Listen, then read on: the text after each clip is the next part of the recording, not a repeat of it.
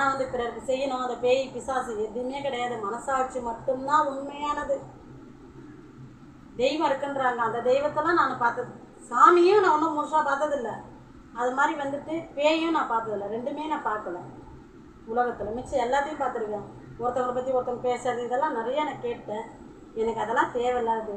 இருக்கிறவரையும் நன்மை செய்வோம், 4 பேருக்கு உதவி பண்ணுவோம்.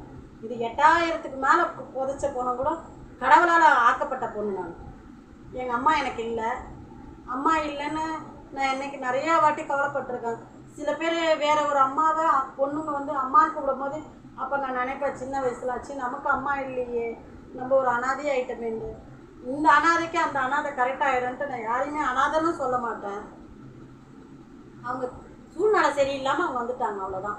இன்றைக்கி வரையும் நான் அப்படி தான் நினைக்கிறேன். இதுக்கு மேலேயும் என் உயிர் இருக்கிற வரையும் நான் இதை தான் செய்வேன், செஞ்சுக்கிட்டே இருப்பேன். நான் இதை வந்து